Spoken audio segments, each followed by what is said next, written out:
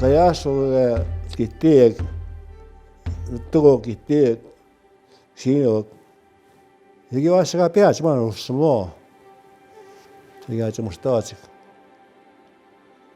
이게 빼야만 되게 비피다 이때가 좀 빅스위치가 섬이 우티니간 이거 맞소노 이게 있다. We used to tell these young people about what's going to be happening in the future.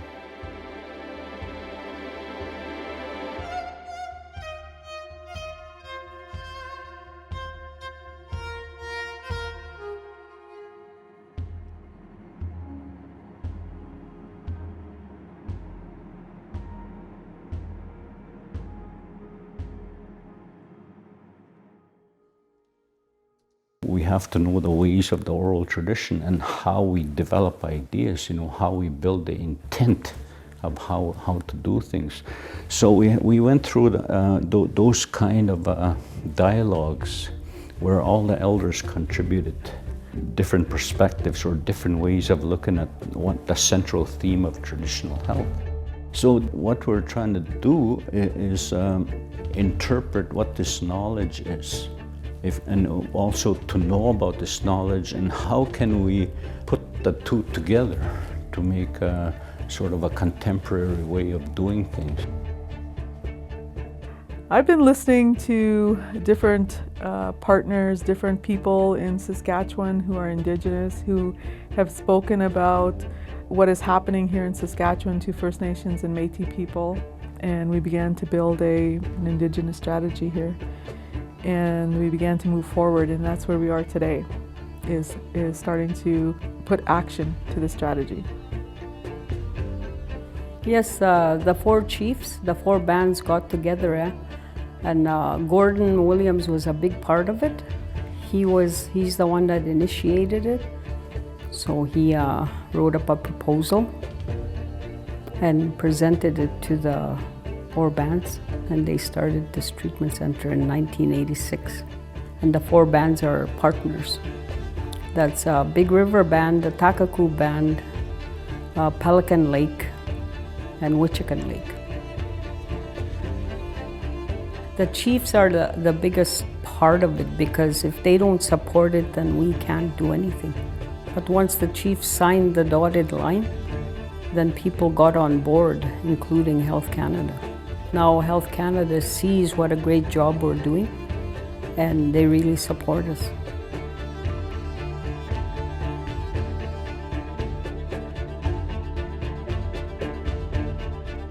To us, a holistic wellness model is the model that we strive to work towards with and integrate in our clinic, and complement it with the Western model. Whereas the doctor is only looking at your physical symptoms, he doesn't really go down and dig deep. Whereas the traditional healers, they guide you along the way to addressing what is the underlying issues. So I think the challenge is for our community to take back their culture. Given the opportunity to speak to some of the infectious disease doctors here in the province of Saskatchewan, and some of the doctors who are leading forward in addressing some of the issues around HIV and AIDS, having that opportunity to speak to them and talk with them about our ways as Indigenous people, planting a seed in them that says if you're providing care, treatment, and support to Indigenous people in this province, and to understand our ways as Indigenous people, that it's not all about a pill that's going to cure us. It's so much more than that.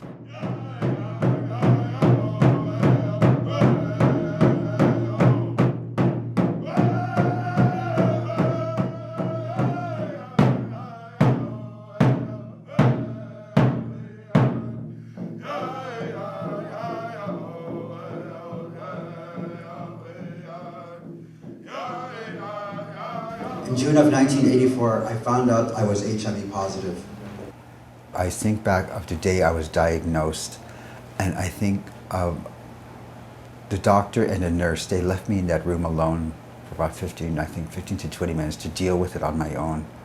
A lot of things came through my mind, and I think that's where that whole thing started, about using my image to get a message out of safe sex and just promoting education-wise to the First Nations community. Over the years, I had such the greatest honor to be such part of a beautiful circle, Aboriginals who are living with HIV and AIDS. I lost a lot of friends that I knew here in Calgary, and when we were driving around last night, I started thinking of them and I said, oh my God, it was just like overwhelming. And when I was up there today, I started thinking of them and I started missing them, and I could just see their faces right now and see them smiling and I think the work that I do and what I'm doing with my life is in honor of them as well. One of the things that was going through my mind was when I was speaking was a friend of mine, when he passed away, he was in a hotel room in Vancouver all alone. His family sort of rejected him, so he made a family out of the people that he was at Healing Our Spirit. We were his family, and it's not only affecting Two-Spirits or gay and lesbians, it's affecting women and children now. And those are the biggest demographics that are growing. People living with HIV need to be empowered to speak up.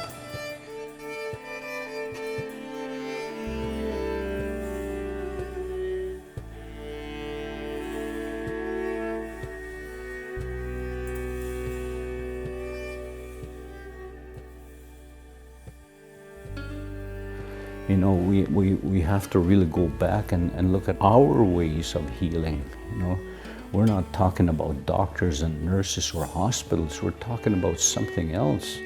And it came to our attention that, you know, as we were thinking about our own community, what our own capacity was at that time, we had to do it ourselves. And so one of the things we did was bring in our elders and we asked them about traditional health. A few years ago, I was sitting around in the health clinic and I was talking to the health director. I said, we need to have established a health advisory council for health. I said, and she told me why. Because the elders advisory council we need to establish, they have the knowledge of all the health systems that have been happening many years back. We need to go bring them in and talk to them, sit down with them and say, okay, we need your advice. Very important. Really very important. For me, it's important, and I always look at opportunities for ceremonies in the work that we're doing. And so those ceremonies are very sacred to us at All Nations Hope, because it's such a great opportunity for the community to come together, to be one, to talk about the challenges and the successes that we've had over the years in the work that we're doing. The cultural part of it is that some of our teachings, we learn together, the clients know a lot too, so they share with us, so it's back and forth. It's not just where we stand at the head of the class, and we sit with them, and it's all information sharing, feelings, and so it's a great program. Before, we used to force clients to do certain things with the program. We forced them. But now we don't. It's all client-based. Everything is open to them. They have rights as clients. You can't force people to do things the way you want. You're not the client. And I find that it works better that way. Like, that's probably why so many people come through here. Because they always tell us that we run a good program.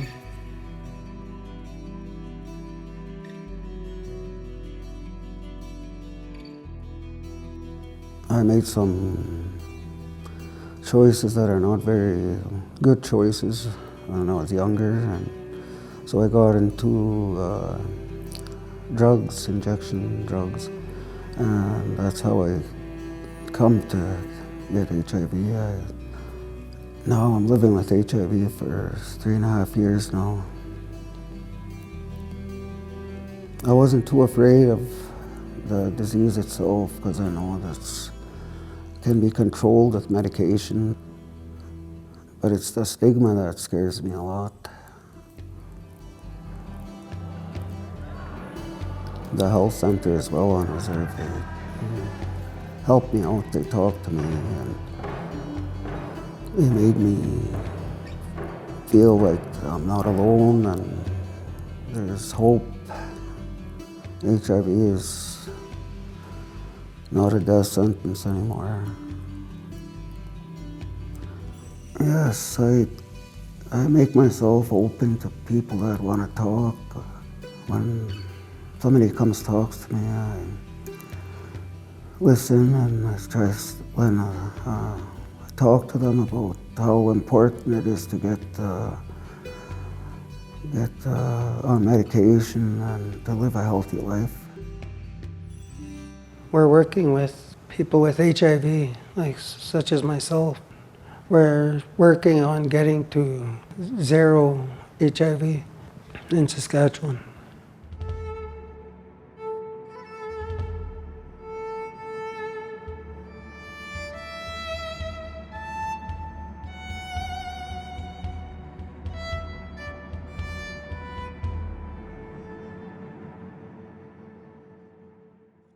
First of all, there is a good friend of mine who used to be, quote unquote, a drug addict, who allowed me to go on tours with him to homes and introduced me to these individuals. Otherwise, I would have not been able to get into that group. So we went to homes, and at the beginning, we started with 50 to 100 needles a day to 2 days. To now, God knows, maybe thousands every 2 weeks. Then we moved into where we have one of the homes are to be considered as a distribution center. I did ask one of the users, would they take on giving needles to their friends if their friends passed by their house or so, and they agreed. So I delivered all the materials, and they go to that home and get what they need.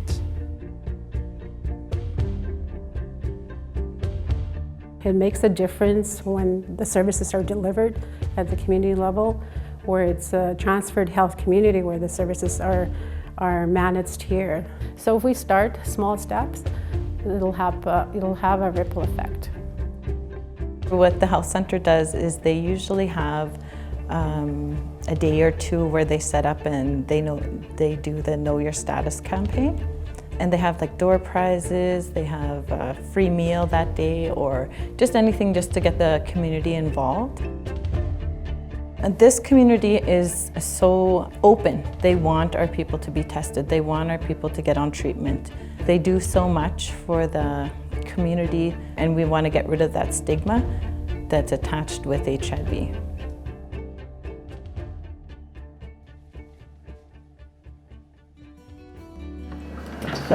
This is our brother. His name was Earl Kingfisher. Although we did not know very much of this illness, HIV/AIDS, we didn't have no knowledge. There were so many questions. We had to be educated in order for us to understand where he's coming from, what direction he wants to go. And then we'll just be the supporters here. We'll be the rescuers. We'll be there, no matter what happens. We'll always be there. But in the community here, we were bashed. We went through difficulty. This one individual wouldn't shake my brother's hand. He pulled his handbag back and he said, "No, I don't want to shake your hand. I might get AIDS." We were put down, we were sunned out, we were mistreated, we went through a lot. But the one thing that we didn't do was give up. When people around us really criticized us, our circle just got tighter and tighter and tighter. They tried to break us, they couldn't. For over 20 years, we battled with people. We battled with the hospitals. We battled with medical expenses. We battled with many obstacles that we had to go through with him as a family. We prayed to the Creator, let him be with us for a long time. Let him be with us for a long time. He took herbal medicine. Mm-hmm. He went to sweats. He came willingly. God rejuvenated. And then during that, when he was on the time of his death, he asked us to stand around him. And that night we all stood, and he said, I want my family, my brother's mom, to stand around. So we all stand around him, we held hands, and we prayed. This time we prayed the other way, and we told the prayer, thank you for lending our brother to us this long. Thank you. But we don't want him suffering too long. Come and get him when it's his time. You know, cancer, diabetes, whatever it is, the sick thrive on love. Keep it all love. Pull together as a family. Love that individual right to the end. Be there for that individual. And that's what keeps them going. That's what keeps them strong. Like, there was no shame, there was no criticism, we did what we had to do for him.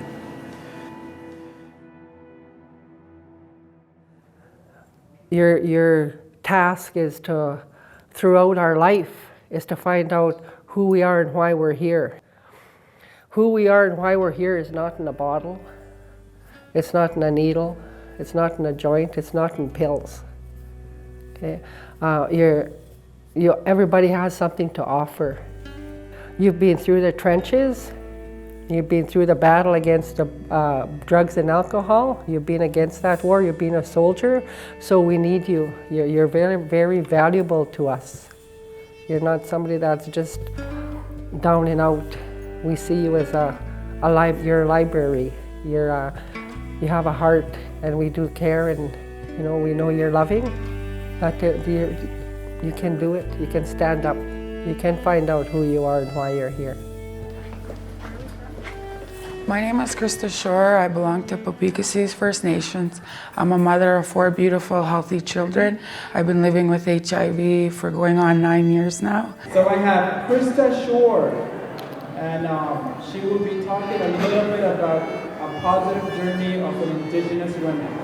It's always a joy and a privilege to come out to our First Nations communities and share about HIV in a good way. My Indian name is Titi Pinesi. That is Rolling Thunder. I say that name with great honor. I really talk a lot about HIV being my greatest teacher. It was HIV that was my turning point in life. HIV taught me a lot about self-love and about self-respect, and it really, really helped me to, find that foundation and reconnect back to my community, and in that way, find out who I am as a person.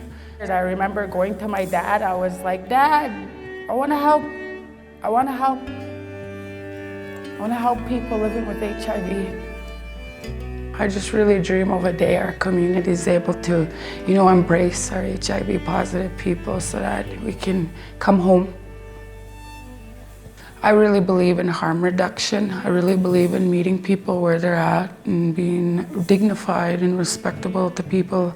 I look at people when they're in that state of addiction, that they're really seeking and yearning and they're medicating something. If we meet them where they're at and we help them, we can light that fire in them, and inspire them to make that change and that step for themselves, so that they can resort to other ways of healing. I don't look at HIV as, a death sentence. I'm full of life, I'm alive. It's the stigma that hurts and kills.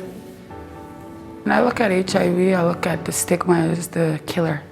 It's taking away people's right to, live and be as they are. It's the stigma that really hurts. I really feel strongly that, the more education we provide, the more opportunity for awareness and things like that, that we're able to combat the stigma. Love yourself, take that journey from your head to your heart. There's other ways of dealing with the things that, happen to us through this life. Creator answers prayers, and I've been blessed in bountiful ways with many great teachers, and I really look forward to my journey living with HIV today. It's a really purposeful pathway and a purposeful life. From this house you are born. This is who we are. You can never be torn, even when you are far, far, far. The home fire burns to welcome you back home.